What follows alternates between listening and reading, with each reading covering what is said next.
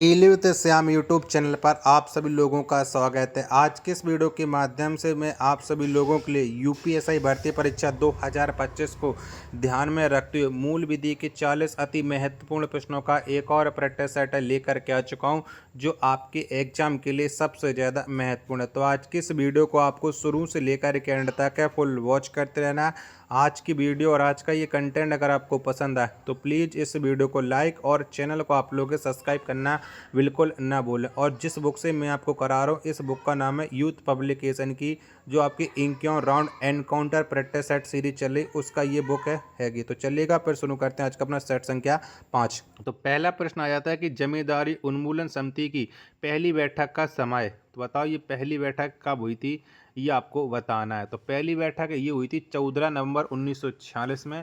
पहले प्रश्न का सी ऑप्शन देने वालों का राइट आंसर हो जाएगा। और समिति की जो अंतिम बैठक है वो 3 जुलाई 1948 में हुई थी, और समिति ने जो अपनी रिपोर्ट अगस्त 1948 में प्रस्तुत की थी। ये बात ही आप लोग याद रखना। पहले प्रश्न से संबंधित जितने भी प्रश्न संबंधित बन रहे थे वो मैंने आपको बता दिए हैं।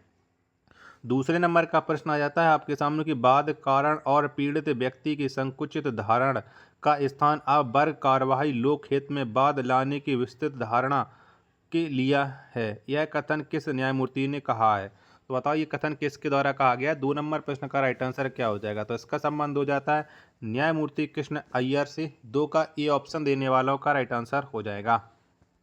प्रश्न संख्या 3 है कि निम्नलिखित में से किस पर जनहित याचिका के रूप में विचार नहीं किया जाएगा? तो बताओ किस पर विचार नहीं किया जाएगा? 3 का राइट आंसर क्या हो जाएगा? तो मकान मालिक और किराएदार मामले में, पेंशन से संबंधित सेवा मामले में, यानी ए और बी करेक्ट आंसर हो जाएंगे। बी ऑप्शन 3 का देने वालों का राइट आंसर हो जाएगा। प्रश्न संख्या 4 है आपके सामने कि राष्ट्रीय साइबर अपराध समन्वय केंद्र डॉट डॉट में स्थित है। तो बताओ ये कहाँ पर स्थित है? तो ये नई दिल्ली में स्थित हो जाता है। 4 का डी ऑप्शन देने वालों का राइट आंसर हो जाएगा। 5 नंबर का प्रश्न है कि धोखे से तथा प्रतिरूपण द्वारा कंप्यूटर स्रोतों या मोबाइल फ़ोन के प्रयोग के अपराध सूचना तकनीकी अधिनियम की किस धारा में घोषित किया गया है? तो बताओ ये कौन सी धारा में घोषित किया गया? तो ये किया गया धारा 66 के डी में। 5 का डी ऑप्शन देने वालों का राइट आंसर हो जाएगा। प्रश्न संख्या 6 आपके सामने कि भारतीय सूचना प्रौद्योगिकी एवं प्रबंधन संस्थान Kerala, Indian institute of information technology and management IITM के द्वारा विकसित मोबाइल ऐप का नाम बताएं। तो बताओ इसके द्वारा कौन सा मोबाइल ऐप विकसित किया गया था? तो इसका नाम हो जाता है क्षेमम ऐप। 6 का ए ऑप्शन देने वालों का राइट आंसर हो जाएगा। प्रश्न संख्या 7 आ जाता है कि सूचना प्रौद्योगिकी अधिनियम वर्ष डॉट डॉट में लागू हुआ था। तो बताओ ये कब लागू हुआ था? तो सूचना प्रौद्योगिकी अधिनियम वर्ष 2000 में लागू हुआ था। 7 का बी ऑप्शन देने वालों का राइट आंसर हो जाएगा। प्रश्न संख्या 8 आ जाता है आपके सामने कि भारतीय संविधान का कौन सा अनुच्छेद किसी व्यक्ति को निवारक निरोध में की गई गिरफ्तारी से संरक्षण प्रदान करता है? तो ये कौन सा अनुच्छेद करता है? 8 का राइट आंसर तो ये करता है अनुच्छेद 22 का 4 से 7 तक। 8 का बी ऑप्शन देने वालों का राइट आंसर हो जाएगा। आशा और उम्मीद करता हूँ आप सभी लोगों को ये वीडियो ज़रूर पसंद आ रही होगी। तो प्लीज़ वीडियो को लाइक और चैनल को आप लोग सब्सक्राइब करना बिल्कुल ना भूलें। 9 नंबर का प्रश्न है आपके सामने कि निम्न में से किस राज्य में राष्ट्रीय सुरक्षा अधिनियम का विस्तार नहीं है? तो बताओ कौन से राज्य में तो नहीं है? तो इसमें से कोई भी राज्य में नहीं है, इसका विस्तार संपूर्ण राज्य भारत में है। 9 का डी ऑप्शन देने वालों का राइट आंसर हो जाएगा। प्रश्न संख्या 10 आ जाता है आपके सामने कि भ्रष्टाचार निवारण अधिनियम के अधीन दंडनीय अपराध से आरोपित व्यक्ति यानी अभियुक्त है। तो बताओ कौन हो जाएगा 10 नंबर प्रश्न का राइट आंसर? तो इसका जो राइट आंसर हो जाएगा 10 का वो हो जाएगा अपने मामले में स्वयं सक्षम साक्षी हो सकता है। 10 का ए ऑप्शन देने वालों का करेक्ट आंसर हो जाएगा। 11 नंबर का प्रश्न है कि भ्रष्टाचार निवारण अधिनियम 1988 में कुल कितनी धाराएं हैं? तो बताओ कुल कितनी धाराएं? तो इसमें जो धाराओं की संख्या हो जाती है वो 31 हो जाती है। 11 नंबर प्रश्न का सी ऑप्शन देने वालों का राइट आंसर हो जाएगा। 12 नंबर का प्रश्न है कि आयकर अधिनियम के अनुसार निम्नलिखित में से कौन सी एक व्यक्ति की आवासीय स्थिति नहीं है? तो बताओ कौन सी नहीं है? 12 का राइट आंसर आपको देना है। तो अनिवासी लेकिन सामान्यतः अनिवासी नहीं। 12 का बी ऑप्शन देने वालों का राइट आंसर हो जाएगा। प्रश्न संख्या 13 है आपके सामने कि आयकर का शुल्क आयकर अधिनियम 1961 की डॉट डॉट के तहत परिभाषित किया गया है। तो ये कौन सी धारा के तहत परिभाषित किया गया है? तो ये किया गया धारा 4 के तहत परिभाषित। 13 का डी ऑप्शन देने वालों का राइट आंसर हो जाएगा।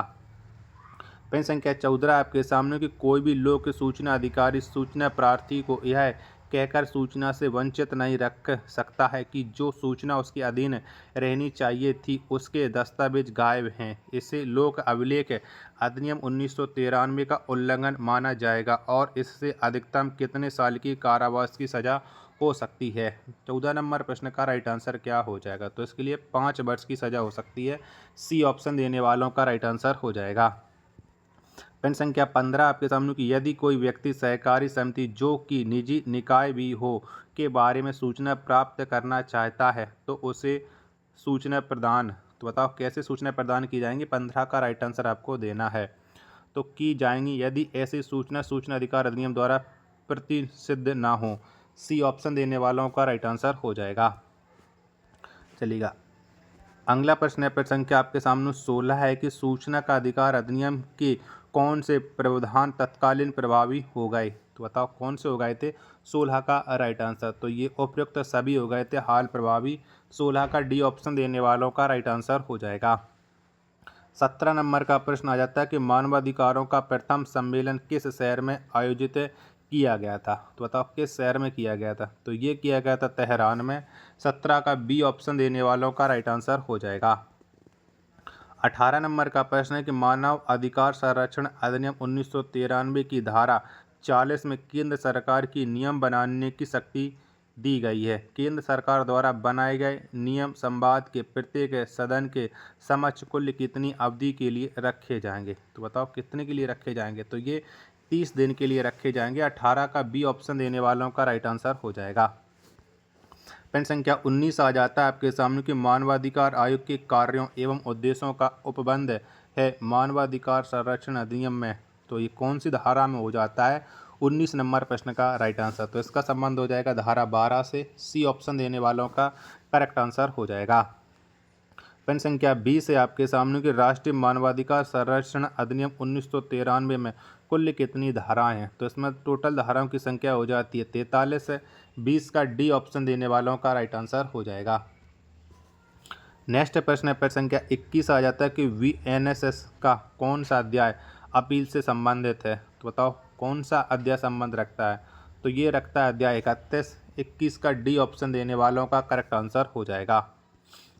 अगला प्रश्न है प्रश्न संख्या 22 है कि अध्याय 4B राष्ट्रीय व्याघ्र संरक्षण प्राधिकरण अंततः स्थापित किया गया। तो ये बताओ किसके द्वारा किया गया था? तो ये हो जाएगा इसका राइट आंसर अधिनियम 2006 द्वारा। 22 का बी ऑप्शन देने वालों का राइट आंसर हो जाएगा। प्रश्न संख्या 23 है आपके सामने कि वन्यजीव संरक्षण अधिनियम में कितनी धाराएं हैं? तो बताओ कितनी धाराएं हो जाती? तो इसमें धाराओं की संख्या 66 है। 23 का डी ऑप्शन देने वालों का राइट आंसर हो जाएगा। 24वें नंबर का प्रश्न है कि भारतीय न्याय संहिता 2023 में कितने प्रकार के दंड का उल्लेख किया गया है?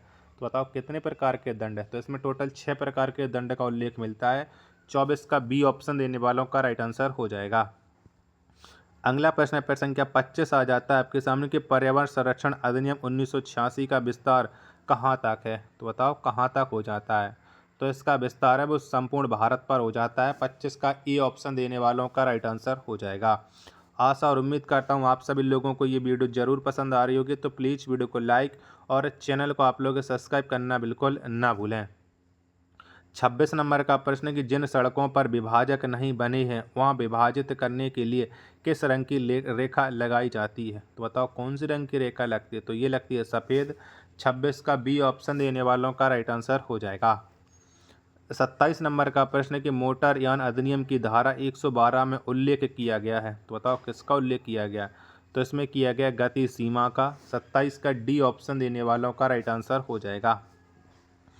28 नंबर का प्रश्न आ जाता है कि मोटर यान अधिनियम 1988 का विस्तार कहाँ है? तो बताओ कहाँ पर है? तो इसका विस्तार संपूर्ण भारत पर हो जाता है। 28 का सी ऑप्शन देने वालों का राइट आंसर हो जाएगा। नेक्स्ट प्रश्न है प्रश्न संख्या 29 आ जाता है कि अनुसूचित जाति अनुसूचित जनजाति अधिनियम 1989 के तहत परिभाषाएं संबंधी प्रावधान है। तो ये कौन सी धारा में हो जाएंगे? 29 नंबर प्रश्न का राइट आंसर। तो ये धारा 2। 29 का ई ऑप्शन देने वालों का राइट आंसर हो जाएगा। पेन संख्या 30 है आपके सामने कि किशोर न्याय अधिनियम 2015 की किस धारा में दत्तक ग्रहण परिभाषित है। तो बताओ कौन सी धारा में ये दत्तक ग्रहण। 30 का राइट आंसर क्या हो जाएगा, तो इसका संबंध हो जाएगा धारा 2 के 2। 30 का बी ऑप्शन देने वालों का राइट आंसर हो जाएगा। 31 नंबर का प्रश्न आ जाता है घरेलू हिंसा से महिला संरक्षण अधिनियम में वर्णित कुल धाराएं हैं। तो बताओ कुल कितनी धाराएं वर्णित हैं। तो इसमें वर्णित धाराओं की संख्या हो जाती है 37। 31 का बी ऑप्शन देने वालों का राइट आंसर हो जाएगा। अगला प्रश्न है प्रश्न संख्या 32 है गलत युग्म चुनिए। तो बताओ इनमें से कौन सा गलत हो जाएगा। 32 का राइट आंसर। तो छोटे मामलों में अपील ना होना धारा 372 ये गलत युग्म हो जाएगा। 32 का डी ऑप्शन देने वालों का राइट आंसर हो जाएगा। पेन संख्या 33 आ जाता है आपके सामने कि सिविल बल के प्रयोग द्वारा जमाव को तितर बितर करने का उपबंध दंड प्रक्रिया संहिता की किस धारा में विहित है। तो बताओ इसका संबंध कौन सी धारा से हो जाएगा। 33 का राइट आंसर। तो ये संबंध रखता है धारा 129 है। 33 का सी ऑप्शन देने वालों का राइट आंसर हो जाएगा। पेन संख्या 34 से आपके सामने की दंड प्रक्रिया संहिता की धारा 2C या 2G में निम्नलिखित में से क्या परिभाषित किया गया। तो बताओ इसमें से किसका वर्णन मिलता है। 34 का राइट आंसर। तो इसमें मिलता है संघीय अपराध का। 34 का सी ऑप्शन देने वालों का राइट आंसर हो जाएगा।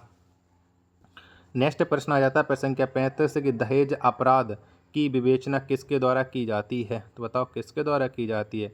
तो दहेज अपराध की जो विवेचना की जाती है वो पुलिस उपाधीक्षक स्तर के अधिकारी से की जाती है। 35 का सी ऑप्शन देने वालों का राइट आंसर हो जाएगा। आशा और उम्मीद करता हूँ आप सभी लोगों को ये वीडियो ज़रूर पसंद आ रही होगी। तो प्लीज़ वीडियो को लाइक और चैनल को आप लोग सब्सक्राइब करना बिल्कुल ना भूलें। 36 नंबर का प्रश्न आ जाता है कि किस मामले में आत्मरक्षा का अधिकार उपलब्ध नहीं होगा। तो बताओ ये कौन से मामले में नहीं हो जाएगा। इस प्रश्न का राइट आंसर आपको बताना है। प्रश्न संख्या 36 का तो ये हो जाएगा लोक सेवक द्वारा किया गया कार्य। 36 का ए ऑप्शन देने वालों का राइट आंसर हो जाएगा।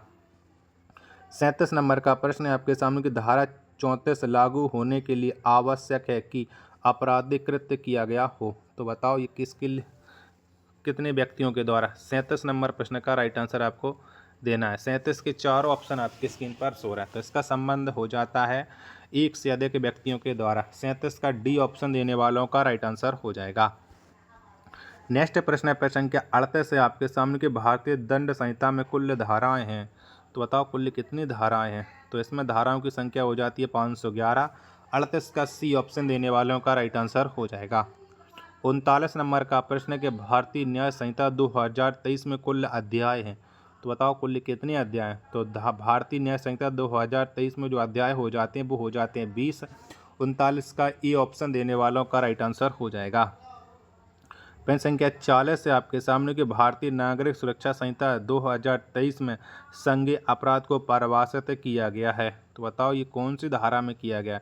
तो ये किया गया धारा 2 के 1 के जी में, यानी 40 का बी ऑप्शन देने वालों का राइट आंसर हो जाएगा। आशा और उम्मीद करता हूँ आप सभी लोगों को ये वीडियो पसंद आई होगी। तो प्लीज़ वीडियो को लाइक और चैनल को आप लोगों के सब्सक्राइब करना बिल्कुल ना भूलें। मिलते हैं और नेक्स्ट वीडियो के साथ, तब तक के लिए धन्यवाद। जय हिंद, वंदे मातरम।